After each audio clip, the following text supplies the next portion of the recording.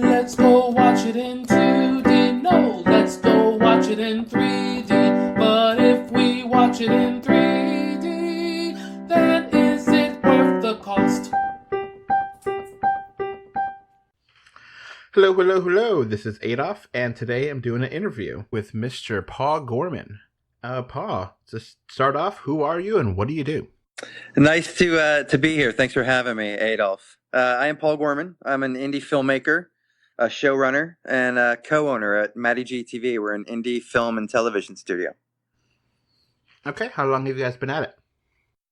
Well, I actually started in 1999 doing post-production. I had a little post house. I did editing, some digital effects, DVD authoring, that kind of thing. I didn't actually make my first film until 2005. Okay.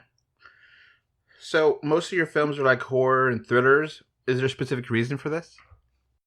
Well, part of it is I actually love the genre. I grew up watching, like late night stuff on HBO, Cinemax, those 90s, thriller movies. I love like Adrian Lyne's work, Fatal Attraction, and the early horror stuff, the Halloween movies.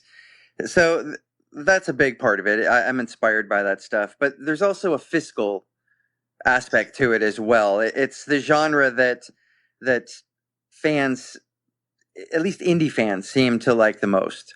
So, such as that, like the distributors request the horror first. Streaming channels want horror first. So, there's a lot of requests for it. And I think especially with physical media, you don't hear of people like bragging about their comedy collection or their, they don't brag about their cartoon collection. They say, look at my horror collection. Okay. So what are your like top 5 horror movies? So that's a tough one. I watch a lot of movies, and I like them for different reasons. Like I'm a fan of Rob Zombie. I like his Devil's Rejects series. I thought the new one, 3 from Hell, was not actually his best work. I like the Texas Chainsaw remakes. I like the Halloween movies. I like the Friday the 13th series.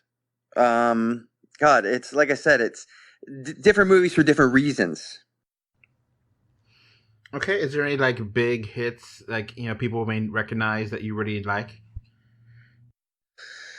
I think the Texas Chainsaw movies are pretty big. Friday the 13th. I love the slasher genre in general. That ominous monster. I like monster movies. That's actually what inspired me to make Blood of Omar later on in my career.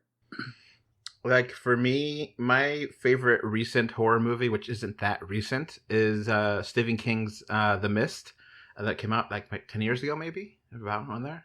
Yeah. I like half of Stephen King's stuff. Yeah, I agree. 2007 version of that. That ending is just so awesome. Yeah. And I love Misery. I love Shawshank Redemption. That's one that a lot of people forget is a Stephen King movie. Yeah. But like the original It, that miniseries, I love the work. The clown stuff was great. That's sort of what makes that show. But it's hard to get through in 2019. Yeah, my mom loves horror movies, and whenever I go visit her, I usually take her to go see one. And like I watched The Curse of La Llorona, and I thought it was meh.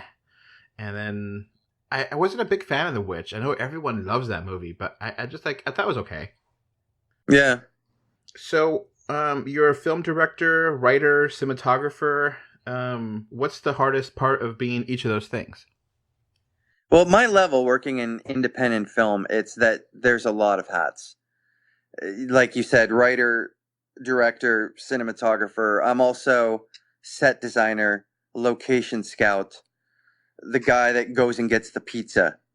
There's a lot of things to it, and I don't do it alone. The crew's small. In Hollywood, you got, 300 people doing these jobs. And in India, you might have 3 or 5 or 6 people if you have a big crew.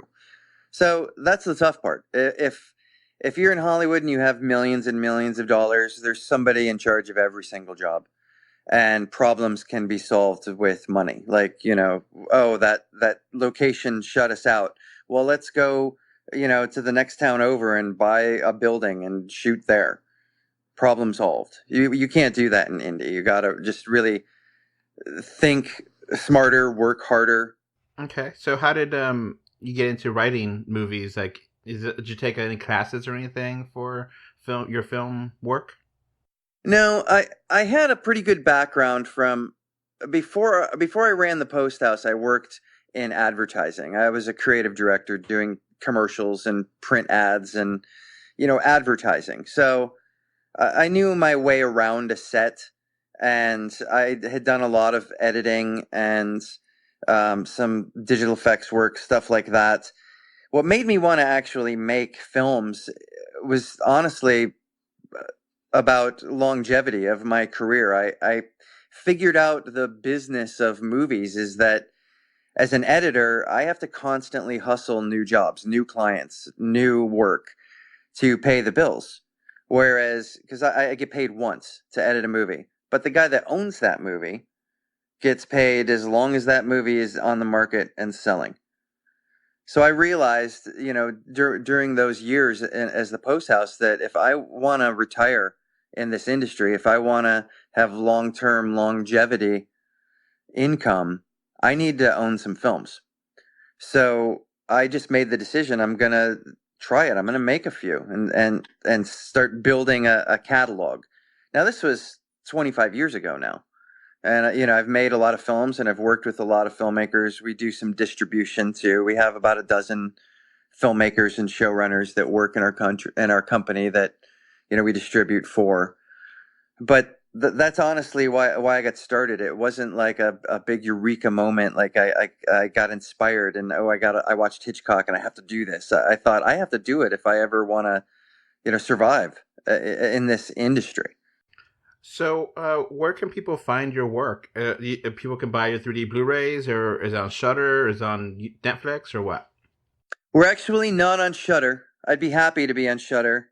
We have a digital distributor that sort of pushes our stuff out to streaming channels. Netflix is actually really hard for indies to get onto. They're so interested right now in their original content, and they're spending billions of dollars on it.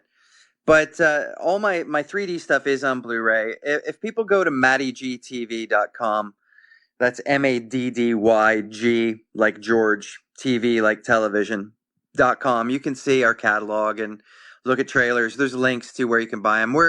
You can buy right on the website. We have DVDs and Blu-rays on Amazon. There's good prices on eBay. You can find our stuff there. So, we're not everywhere. We're not in Best Buy and Walmart and stuff like that. Not yet, anyway. But, it's certainly available for people to check it out. Have you heard that Blu-rays are actually becoming more rare because the licensing and people are going back to DVDs? I have noticed a huge increase in physical media in general. That people are sort of getting... There's a palpable sense that people are getting frustrated with streaming channels and the streaming industry. There's so many channels now, and they move content off. People are constantly complaining about how Netflix does 8 episodes, and then you got to wait a year and a half for the next season, if they even do a season. They're notorious for doing, one season, and you never hear from it again. And, so then this gets moved from Netflix to Hulu. Now it's off of Hulu, and now it's going to be on Disney. And, so people are like, we started streaming because we didn't want to have to deal with that stuff. But now people are going back to DVD. If you have the DVD on your shelf, then you can watch it anytime you want. And it doesn't cost you anything but the cost of the DVD. But I haven't heard that about Blu-ray, though. It's interesting. You said it's a licensing thing. The licenses are running out on the movies. Well, it's more like it's becoming so expensive to get the licenses to be on Blu-ray that they're just putting the movies on DVD instead, and the Blu-rays are becoming harder and harder to get because they're printing less of them, and then like 4K Blu-rays, I can't imagine that they're really suffering. I don't imagine a lot of people are buying them, but I don't know. Oh, they're super expensive. I personally don't have a 4K set, so I don't buy them. But I have noticed, you probably have too, that 3D Blu-rays are getting harder and harder to come by, and a lot of movies are only released on 3D as part of the 4K package, like Alita: Battle Angel. The only way to get that 3D is to get it in the 4K 4 disc. It's $50. Yeah, and I know a lot of my audience really are frustrated because they have to import them, and they may not have huge quantities because it's only in Germany or wherever, and I think we're struggling trying to watch the latest Fast and Furious movie, Hobbs and Shaw, because the 3D was pulled right before it came out, and then we can't, we're gonna review it, and then we couldn't, and then the 3D Blu-ray, we have to import it from South Korea, which whatever. Yeah, and people like pre-ordered it. They were excited about it and put money down, and then boom, it was gone. They were like, "Oops, sorry, everybody got an email. We're not going to do that." And like you said, with the Blu-rays and actually having physical, I've actually come around to buying more lately. There was like a huge amount of time where I wasn't buying, but like if the internet goes out, you're not gonna, what are you gonna do? There might be times where the internet is just bad. Yeah. And that happens all the time. And people still have data caps that, mid-month or later in the month you hit your cap. And now you either got to pay more money for more data or your data gets real expensive. So if you got, some movies and some TV shows on the shelf, it saves that. We do a lot of uploading. Uploading to servers, uploading to our distributors, uploading to the VOD site, stuff like that. So our bandwidth here is pretty expensive as it is. So I buy DVDs and Blu-rays just to save on that. So I'm not uploading and streaming at the same time. Yeah, and rights is also something where this year you get to get it on Netflix, but next year it'll be on HBO Max. Yeah, exactly. Yeah, like Friends is leaving Netflix, Office is leaving Netflix. West Wing is a Warner Brothers show too. I haven't heard specifically, but I imagine that's going to probably move over to the WB channel. Anyway, let's get back to horror and other things. So, you've made 3D movies, and talk about that experience. The first 3D movie I made was really just an experiment. It was in 2011, and it was Blood of Omar, which is it's a Bigfoot movie, and it was written. The script is like an old school monster movie, and it reminded me a lot of like the old Universal monsters, those images you see of from the 50s of people with the red and blue glasses in the theater, and the whole thing had that feel. And 2011, 2012, there was like a resurgence in 3D. Everything seemed to be coming out. Avatar, all the theaters wanted 3D. So it was popular. So I just wanted to see, what do I have to do it? So I did some research and stuff, and I built the rig by hand.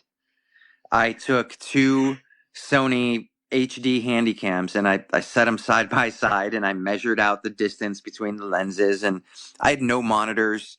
I had, none of the stuff I have now to do it. And I just went out and I shot this movie and then brought all the footage back and messed around with it for months and months and months. And I didn't even consider myself a 3D filmmaker at the time. I was like, let's just see if I could do it. And I thought, at the worst case scenario, the 3D is crap and I'll just release it on 2D and, I won't waste everybody's time and money. But it turned out to be a whole heck of a lot of fun to do it and to be able to operate in 3D space, to create in 3D space. So then it stuck. And that movie and that process, because as I was doing it, I don't remember now actually if it was MySpace or Facebook, but I was posting pictures about it. I was like, oh, here's my new rig. Here's my third attempt. I set the cameras this way, and I was posting constantly. And it caught the attention of Sony 3D World, and they sent me an email, and they were like, "Hey, this is really cool what you're doing. You took a couple of our $200 cameras, and you built this rig, and you made a 3. Can we see it?" So I'm like, "Oh, geez, Sony." I think we spent $8,000 on Blood of Omar, and I'm sending it to the biggest media company in the world. But they were like, "Hey, this is neat. This is cool that you did that. What if we gave you some gear? We got some cool prosumer cameras. What if we help you? And, we'll give you Sony Vegas Pro software that has the 3D plugins. They gave me Sony Bloggy cameras. They gave me the Sony TD10 cameras. They were like, here's some gear. Do something else and let's see." And that's literally how I became a 3D filmmaker. Fascinating. Now, you mentioned Blood of Omar. It's a Bigfoot movie in 2011, and we've actually had a recent resurgence of Bigfoot movies like Abominable, Smallfoot, Missing Link. Are you the reason why this Bigfoot phenomenon has come back to life? I would love to think that, but probably not. There's been Bigfoot movies since the Gimler tapes, and I've seen a lot of them. I think you could watch one a day for a long time and not see them all. But I've seen a lot of them, and I certainly wouldn't say I'm responsible. But I am a big fan of that genre. I'm a big fan of monster movies. I started with seeing the old Universal monsters, and then I love shark movies. My dad took me to see Jaws, and I've been hooked on shark movies ever since. So that's just a genre in general that I love. Now, do you actually think Bigfoots are real creatures? Oh, I get asked that a lot. I don't know. I have seen a lot of evidence that they probably do exist. I've seen the tree structures. I've seen the footprints. We actually filmed Blood of Omar in what is known around here as Bigfoot territory, like the Cook's Forest mountain region, Pleasantville, Pennsylvania, the Oil Creek region. There's a lot of Bigfoot sightings out here, and while we were filming, we had some weird things happen on set where things would get disrupted, and we saw structures, we heard tree knocking, we saw a lot of stuff that makes me think, yeah, probably. But I'm also a skeptic by nature, so I'm gonna probably have to meet one to be completely convinced. But I've seen enough that makes me think, yeah, probably. Yeah, I think there might exist, but they will probably be like mutated bears or something. yeah, and I've seen a lot of pictures. We all have, that from trail cams and stuff, and people are like, "Ooh, it's Bigfoot! I captured Bigfoot," and you're like, "Yeah, I don't know. That looks like a maybe a injured bear or a dumb bear. Or that looks like some kind of mutant thing. I don't know that's a walking Bigfoot. I don't know. You don't want to call bullshit on everybody, but you think it." Yeah, I have a friend of mine actually said that the way she believes in it is really out there. She says that time is not linear.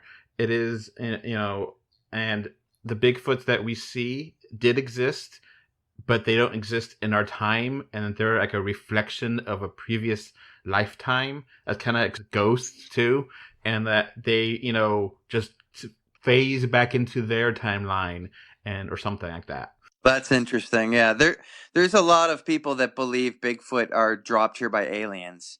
That's a predominant theory. And then there's another theory that they're like of the earth, like they're earth creatures. They're animals like humans are or bears are. That's like the other big theory. I don't know. I could who the heck knows? I don't know. So, you said you did other 3D content after Blood of Omar. Tell me more about that. Yeah, after Blood of Omar, I got a big update from Sony on the camera equipment and stuff. So, and I also had a much better feel for how 3D works. When I made Blood of Omar, I was really experimenting and pushing the window, so to speak. I was having extreme pop outs and really deep depth and just really messing around with it, just seeing how far I could go. And there's people that have said, like, there's a review on Amazon that says the 3D is unwatchable. It's ridiculous. And then there's a review on Blu-ray.com that says this is actually better 3D than a lot of Hollywood is putting out. It's actually 3D. There's stuff popping out. There's stuff in the depth. And, if you remember in the early, 2012, 2013, 3D was pretty soft in the theaters. I think because they were trying not to make people sick. They were trying not to, get people to be like, oh, it gives me headaches. I hate 3D. Because they were investing so heavily in it, The theaters were like, it's the only reason we're still open, don't screw it up. So they were real easy on it. And I came out of the gate with Blood of Omar, and it was, stupid. Everything was popping out, and, you were looking 7 layers deep. So after that, I was able to put some reins on it, let's say. And I did a crime series called Wisp that I filmed in 3D. It was 5 episodes, and it was about a cop that was hunting a serial killer, and his wife had been captured and killed by the serial killer. So he had like a beef. And I shot that in 3D using the new 3D gear that Sony gave us, the software. And I think it's much closer to what it is expected from, modern 3D. It doesn't blow your eyes out with pop outs. And I still really paid attention to the depth, and there's some cute stuff in there. There's some scenes where, stuff really hangs out in your living room, and it's fun. That's what I think is fun about 3D. A lot of people don't like pop outs, but I think that's the whole game of 3D. Yeah, I mean, sometimes it just depends on the movie, it depends situation, and, I do like it. Certain action scenes would be fun. Yeah, I think it's got to serve the story. It shouldn't just like pop out just because something's there. I think you can really use it as a tool to tell the story if you use it right. Like Maleficent, Mistress of Evil just came out.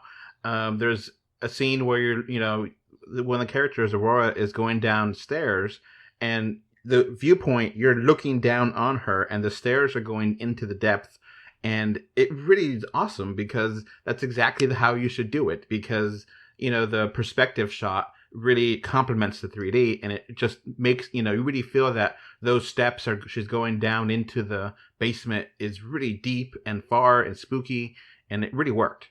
Yeah, that totally makes sense. And I think Gravity does a lot of that stuff too, and the vastness of space with Sandra Bullock out there by herself, and she's looking around, and you see it in a way. 3D helped you see it in a way that really enhanced the story. There's a lot of people, myself included, that think it's better in 3D than it was in 2D, because the flatness of 2D, you miss that whole, enveloping you in the vastness of space. I think The Martian was that way too. Yeah, when I took my wife to see Gravity in 3D, she was like, that's intense. The 3D was amazing. I love the movie, but I never want to watch it again because it was so intense. Yeah. It is. It really is intense. At the end, when, I don't want to spoil it for anybody that hasn't seen it, but at the end, you're just like, whew, we made it. Like, we made it through this movie. Your heart's beating and you're like, holy cow. So, speaking of popular movies like that, excluding the big ones, Avatar, Hugo, and Gravity, what are some of your other favorite modern 3D movies? One of my favorites, and it's not a super popular one, but it's Nurse 3D. That's one of my favorites. It was shot in 3D, and it's sort of a lower budget movie. I don't think they spent more than a few $1 million on it. But it was cool, and they used 3D all over the place to, as a story element. And a lot of fun stuff in it. It's a boobs and blood horror movie, but the boobs pop out, the blood comes flying at you. The violent scenes look even more violent. The color in it is spectacular. The way that the camera moves, spectacular. I actually think it's a pretty cool story too, but I thought the 3D was outstanding. I mentioned The Martian. I love The Martian. Especially the space stuff, the stuff on Mars, I think is great in 3D. I used to not be a fan of Pixar's 3D. I always thought it was flat. but the new stuff is actually pretty good for, animated stuff. And Epic. I don't remember who made that. I don't know if it was DreamWorks or Blue Sky, but man, Epic is awesome in 3D. Now, have you ever done post-conversion 3D or is it only working in the actual filming in 3D? I've only filmed in 3D. I've never done post-conversion. I don't know that I have the tools to do it. It's sort of specialized. There's a lot of you're doing 3D recreation with 3D characters, and you're recreating buildings and walls and stuff digitally to bring you're cutting film into layers, and to do those conversions right anyway, it takes 200 people 2 years to do it. It's like the equivalent of making an animated film. Pixar spends 2-3 years making a movie with 200 people. Those post conversions are that way. I'm like one dude. I don't have the ability to do that. But so I've always just shot from Blood of Omar through. I did a reality show called Inked and Eerie that I shot in 3D. I've done a lot of music videos in 3D. I've done I did an Eve 6 concert in 3D. Just, I'm always experimenting. And when I see something cool and I'm like, ooh, that would be cool in 3D. See if I can do that. Do you have any favorite moments in 3D that from movies that you remember and enjoy? Geez, 3D moments. Well, like I said, there's so much stuff in Nurse 3D that was cool. Epic is super immersive when those little things are running, jumping off the leaves and stuff, and the camera's following them. You can really feel like you're in it. I think that's cool. And I'm a sucker for the goofy pop outs too, like in Bloody Valentine when the guy throws the axe and it sticks in your computer screen and it's hanging out in your living room. That stuff's cool. There was some stuff in Jaws 3D, that the fish head that comes floating out in the opening credits. I saw that in the theater and I'll never forget it. One of my favorite moments was in Avengers Infinity War. I don't know if you watched the Marvel movies. I do. I haven't seen Avengers in 3D, but I saw the movie. So, it's obviously I think everyone that's wanted to watch Avengers watched Avengers. So I'm just gonna kind of say, yeah, I think we're past spoilers on those movies. So Avengers Infinity War. I thought the 3D looked great all the way through the movie, beginning to end, and then after Thanos' snap, the 3D is turned off. Huh. And that was on purpose. Oh. And everyone, I was in the IMAX theater. My wife and I were like, what the hell? And then my wife... You're looking over your glasses. Yeah. And then my wife was like, no, they did that on purpose. Because the universe is not as vibrant as it once was. It's no longer a 3D movie. Yeah, that totally makes sense. That's very cool. I didn't know that they did that, but yeah, that's cool. And everyone was just stunned because, the end, we didn't expect, I kind of knew things were going to happen that way, but I wasn't really expecting it to happen that way. And then I wasn't expecting the 3D either, Yeah.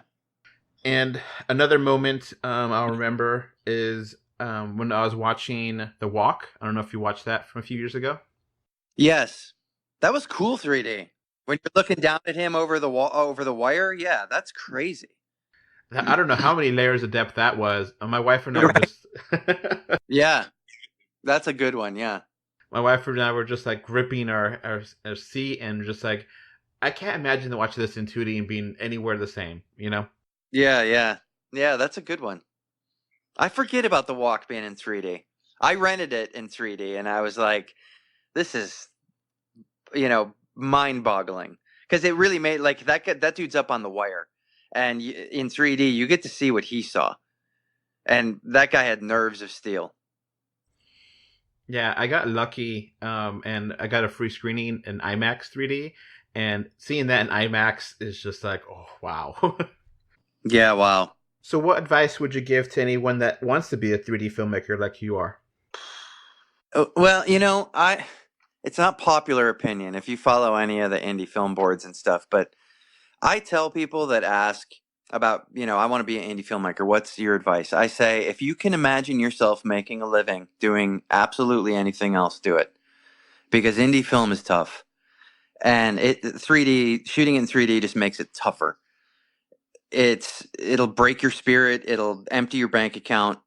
It can break your body. I actually was in physical therapy for 12 weeks this year over injuries I sustained on sets. So if you can do anything else, do it.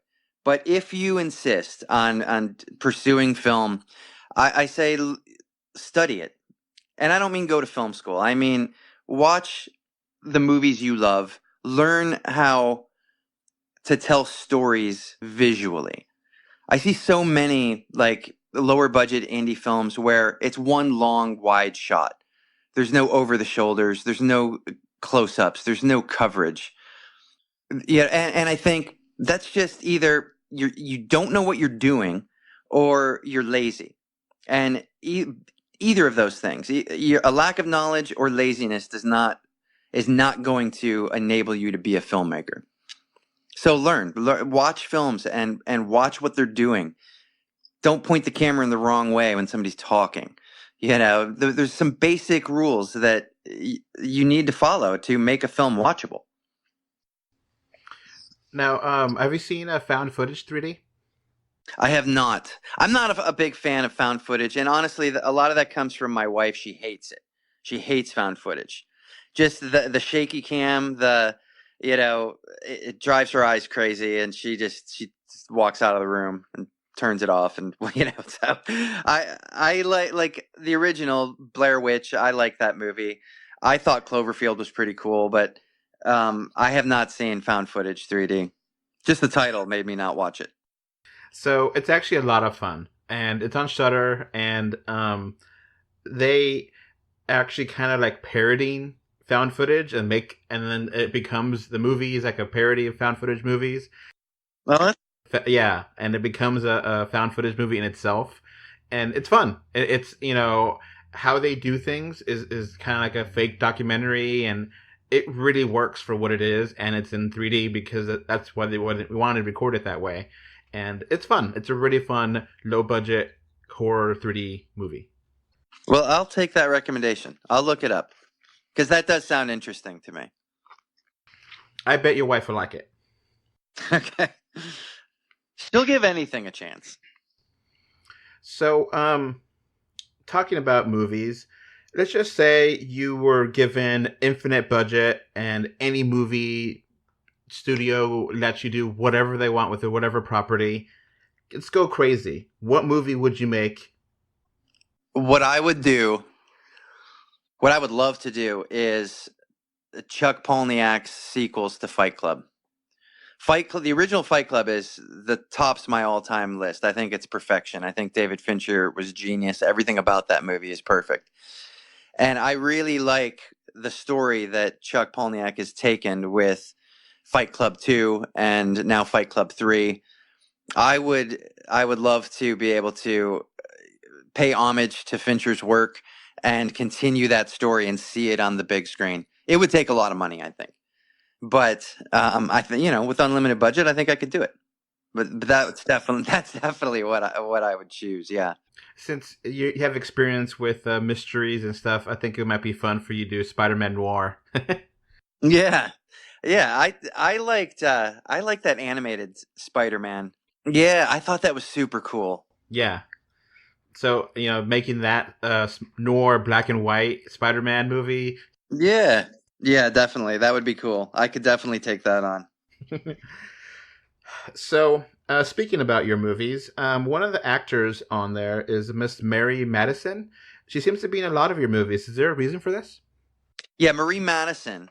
Well, aside from her being, a really good actress, she's also my wife and my creative partner.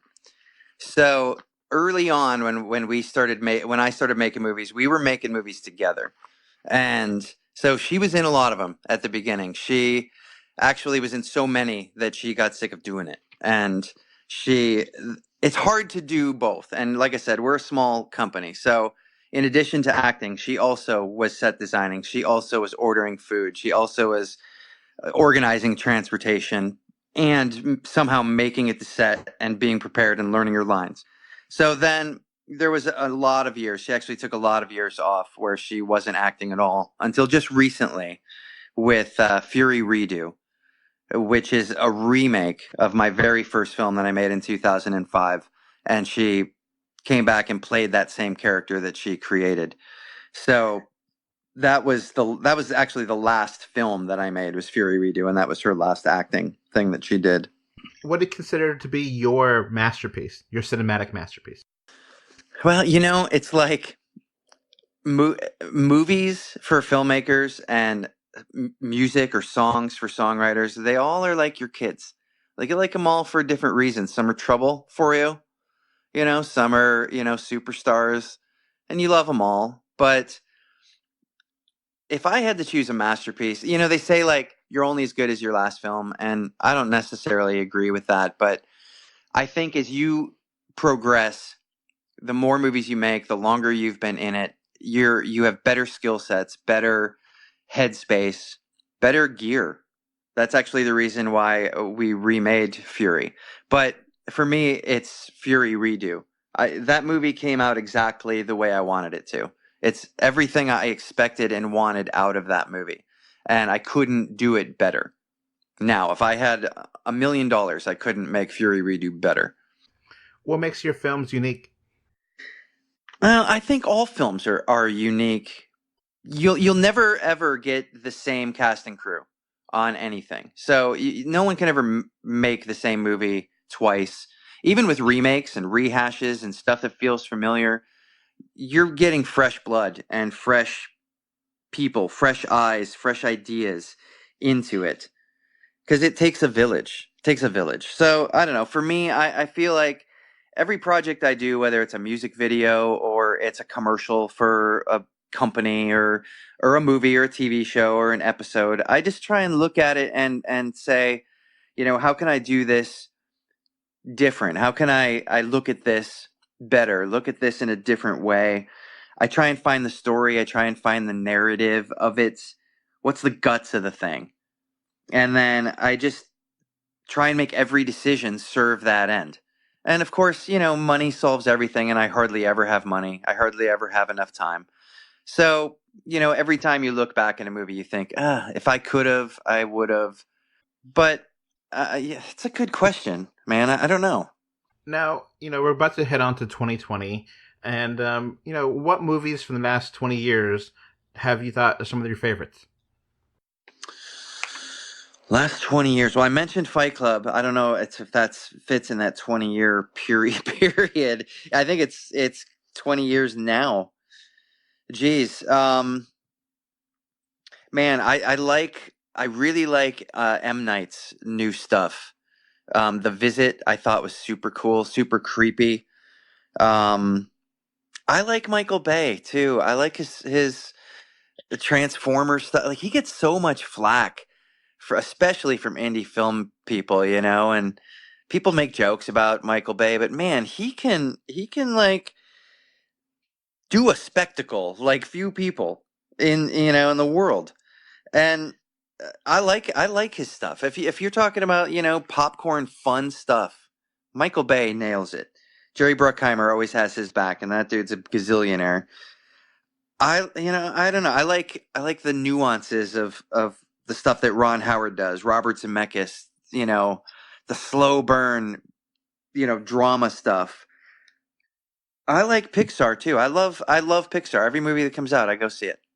I just think what they do is amazing. Any specific titles you want to throw out there? I just watched Toy Story 4. It's very, very well done. It's not actually my favorite Pixar movie. My favorite Pixar movie is probably The Incredibles.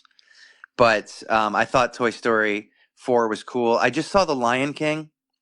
I thought that was awesome. The, quote unquote live action, even though it's all animated. But man, that was neat to watch. That's probably going to be one of my favorite movies. I'll see that again and again.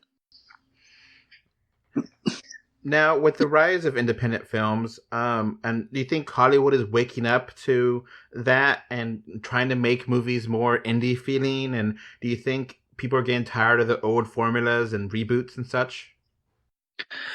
I think you hear on social media that people are tired of them, but they make money. You know what? Hollywood is to this day redoing stuff. I just saw a thing on the news this morning where they're going to do a digital recreation of James Dean, and James Dean is going to star in a few movies. That seems crazy, and a lot of people are like, "Oh my God, don't ever do that. That's awful." And they're working on a Bruce Lee movie where Bruce Lee is completely digital now, and reboots and rehashes, and I don't know. I don't really mind them myself. I thought that the Texas Chainsaw remakes were better than the original Texas Chainsaw movie. The first one is, if in my opinion, hard to get through, but the new one with Jessica Biel, I thought was very cool. Lots of fun. I'm on the fence with the Halloween movies, Rob Zombie's remakes. I didn't think they were bad, but I didn't really feel that. I thought that they were more bloody, more horror-y than Carpenter's was like made you, think about it days later and get creeped out. Now, what are your thoughts on Martin Scorsese and the whole film controversy that Marvel movies are not art and they're like theme parks and his movies are art? Do you consider your movies art? I think there's an art to filmmaking. I think anybody that can do it is, has to have some kind of art to it. So I don't know. I wouldn't say one movie's art and one movie's not. Look, Martin Scorsese he's like a master craftsman, and anybody involved in film should listen to what he says. I'm not saying do what he says or believe what he says, but when he talks, you should listen.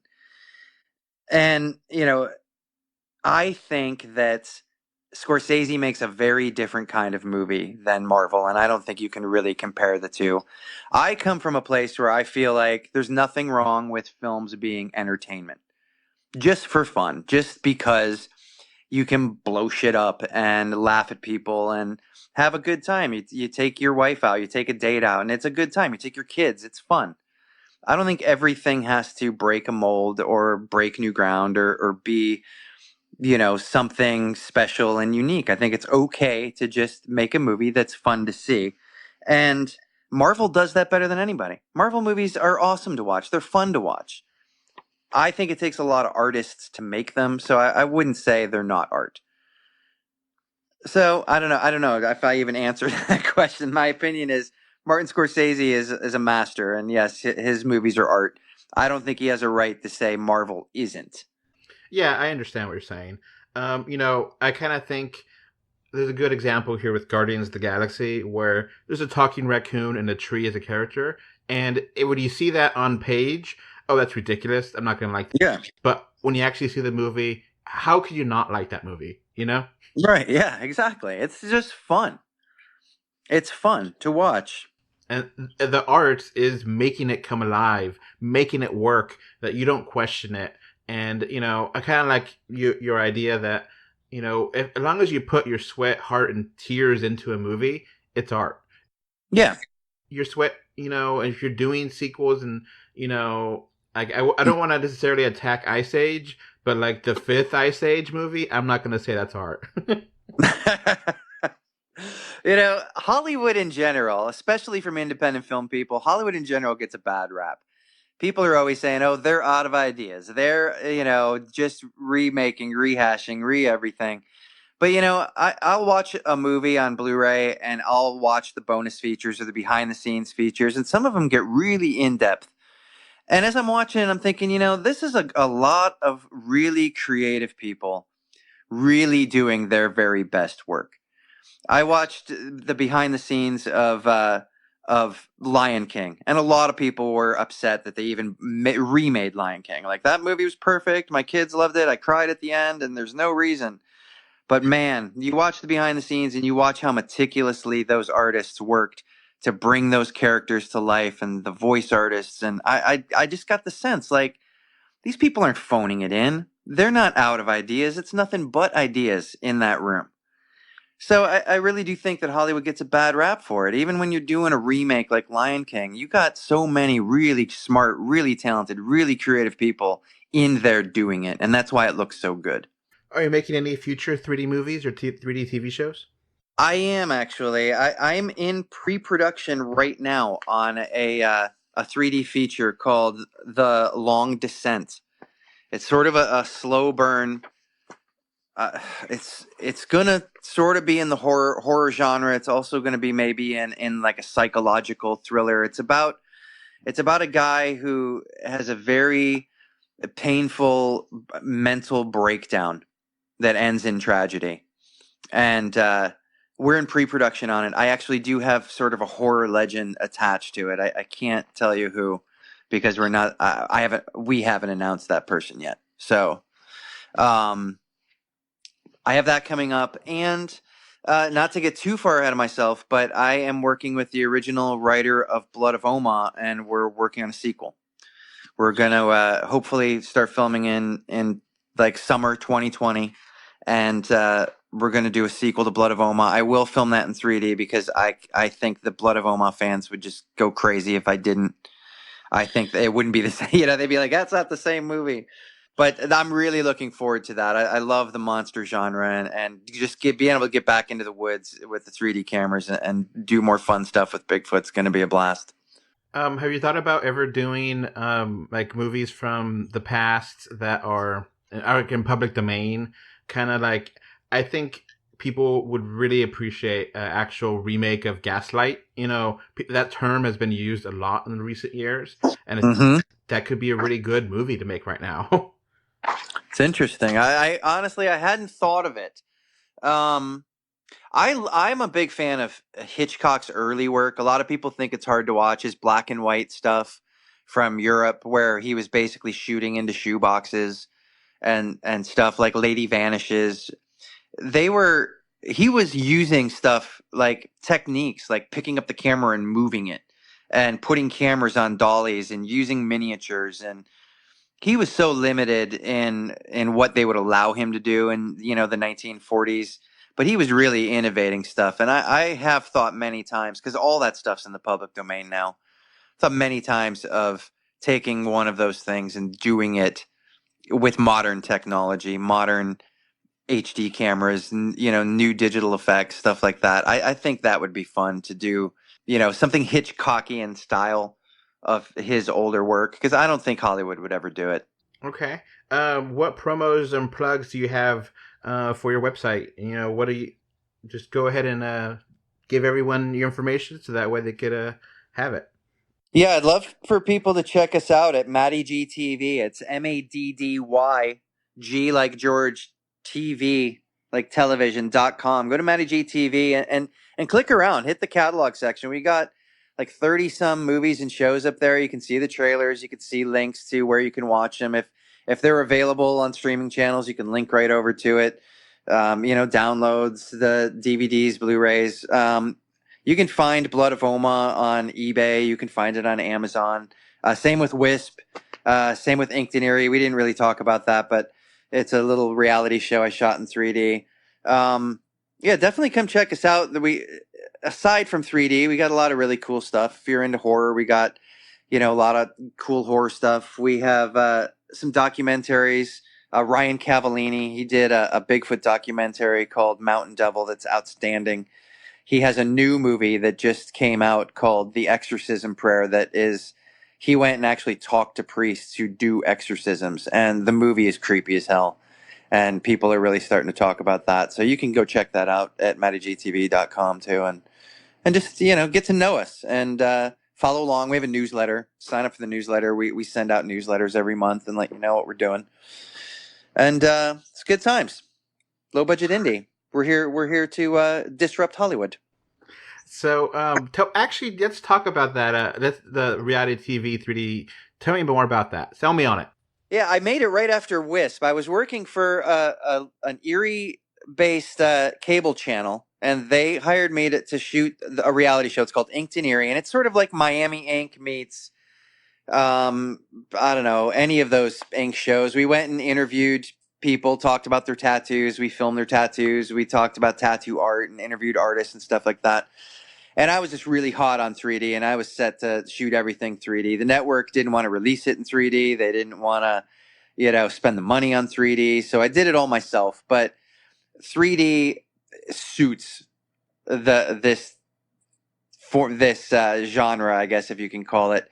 When you're watching these tattoos, the tattoo machines are popping out in your living room, and there's girls that are sitting on the chair and their legs hanging over the chair, and now it's like hanging over your screen, and you're looking not just at the tattoo that you're looking at, but you're looking at the tattoo behind her, and then the room behind them. And I got shots where I got like 9 layers of depth in those things. I just really had fun with it because I had the gear and I had the time, and I was doing it all on my own dime anyway. So I really, whether you like tattoo shows or you like tattoo stuff, Inked and Eerie is just fun to watch in 3D. And that's available at MaddyGTV too. Do you have a phone app or an Apple TV app or Roku app or anything like that? We are on Roku right now, but the channel actually, it's free to watch. You can search for it in the Roku channel store. Search MaddyGTV, it'll pop right up. A lot of our stuff is on there. 3D is not on there. The reason is it's paid for by commercials. When you're watching a movie in 3D with your 3D TV and your glasses on and it cuts to a 2D commercial, it ruins the whole thing. And we can't afford to stream the 3D movies for free.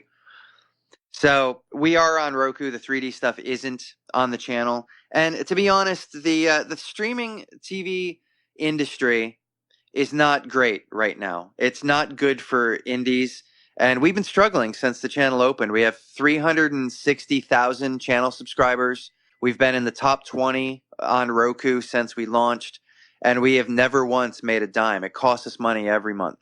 And the business model of streaming TV is not suitable for lower budget channels and independent channels. You need a lot of advertising to pay the bills. And the big guys like Hulu are investing in it. They're not making money either. They're investing in streaming, and they're hoping. Netflix still hasn't made money yet. So the streaming landscape is tough. It's really flooded with Hollywood. So we actually announced on our Facebook page that we're going to probably be closing our Roku channel. That probably still is true. But since we announced it, we got a lot of outpouring of, oh, no, I love that channel. And a lot of people are starting to watch it again. So, I don't know. We may reevaluate, but for now, the channel definitely is still up. We're not promoting it super heavily because I don't know what the hell's going to happen with it in the next few months. Have you thought about doing an Apple TV channel? We've thought about it. We've thought about doing Fire Stick, but the business model is the same. If you make the channel free, then you have to have advertising to support it. And I don't know if you know this, but Roku is the biggest platform. Actually, about 30% of all television being watched, period, in the US is being watched on Roku. But they only have about 3% of the advertising dollars being spent. So there's a giant disconnect. And of that 3% of advertising that's on Roku, channels like MaddyGTV are getting the tiniest sliver of that, where they're literally dropping pennies on us. So to move to Apple TV, I'd be moving to a smaller platform with the same costs of bandwidth, and I'd still need to find advertisers. And if Roku only has 3%, I don't know what Fire Stick has or what Apple has. I don't know that I can afford to experiment with it. Okay. Because, people might be more interested if you have an iPhone app or Android app, Sure. No, yeah, we've thought about it. We honestly thought, let's get on Roku, the biggest platform first. Let's get that flying right and get that working. And then we'll take some of that money and we'll do an app. We'll go to Fire Stick. We'll go to Apple TV. We just have yet to get our heads above water on Roku. Have you thought about going on YouTube and trying to do YouTube 3D and all that? We do have some stuff on YouTube. We do have a YouTube channel. And we have, I didn't mention that before, you can find MaddyGTV on YouTube. We have some pilot episodes. We have, you can watch like the first couple, 2-3 episodes of different things. And we do have some 3D stuff on there. I forgot that YouTube does 3D. I don't really think about it that way. But we have some 3D music videos up there. the 3D trailers for Blood of Omar and the 3D trailers for Wisp. You can sort of get a feel for what you're in for on YouTube. Thanks for reminding me of that. Yeah. Good job, Adolph. Okay. So do you have like a Patreon page or Indiegogo or any way to directly donate if people want to donate to you? No, we don't. We actually have never used crowdfunding. We've reinvested. When we make a movie, we set a budget based on the previous movie. So, we work in very low numbers relatively. So if we say our budget's 5,000 and the movie makes 10,000, then the next movie gets a $5,000 budget. We literally work that way. And the trick to independent film is you got to make them as cost effective as possible so you can actually make money. It's hard to make money in indie film. So the trick is you got to use your wits and your skills and the equipment you have and the people and make them as I hate to use the word cheap, but you got to make them as cheap as possible. Is it difficult to be how much money would you want to make a brand new 3D movie? How much money do you need, like budget? It's hard to say. Making a 3D movie takes a lot longer. It's a time factor because you still have all the same stuff. You still have to have sets, locations, actors. You still got to feed everybody. You still got to transport everybody. You got to put everybody up in hotels, all that stuff. All that stuff goes either way, whether you're shooting 2D or 3D. But when you're shooting in 3D, it takes longer because now you're working in 3D space. So when you shoot 2D, you're looking at somebody talking and the background just sort of fades away. It blurs out. Well, in 3D, you're seeing those layers of depth. So the set design, you're not just looking at the wall behind the guy. You're looking at through the doorway to his right and into the other room and what's on that table. You got to look at that too. And now you got to set design that stuff. You got to think about what's in front of the camera. When I shoot in 3D, I think of what am I looking at? And I want something in front of him, and I want like 3 or 4 things behind it. I always think in layers. So it takes longer to set design. And, time is money. It's that way in almost any business. So if I could shoot a scene in 2 days in 2D, it would take me 4 days to shoot it in 3D. Okay. Do you have anything else you want to throw out there? Anything else you want to mention? Any specific people that you would want to thank? Oh, I always thank my wife, Maddie. The company is MaddyG because Madison, all of her friends started shortening it to Maddie. Hey, Maddie. So over the years, she's always been known as Maddie. She's Maddie Gorman. I can't do much of anything without her. My writers are amazing. Adam Moore, AD Moore, Mike Edgerly. They're like my writing room. My crew, Andy Beatty. He's like my right hand, left foot. He does everything that Maddie can't do. So, like I said, it takes a village. It takes 1 million people to do it, and we only have a fraction of that. So, I'll never be able to mention it all. But yeah, I appreciate the indie film community. I appreciate the 3D community. The Blu-ray people are, so excited about our movies, and they've been really supportive with buying our Blu-rays. And you guys at your podcast, and I appreciate you talking to me and giving me some time to brag about my stuff. Okay. Thanks, Paul. Everyone listening, thank you for your time again. Bye. Yeah, thank you very much. Okay, before this podcast wraps up, I want to thank my patrons. Thank you, David and Mr. Bengal 5, for your financial support on patreon.com.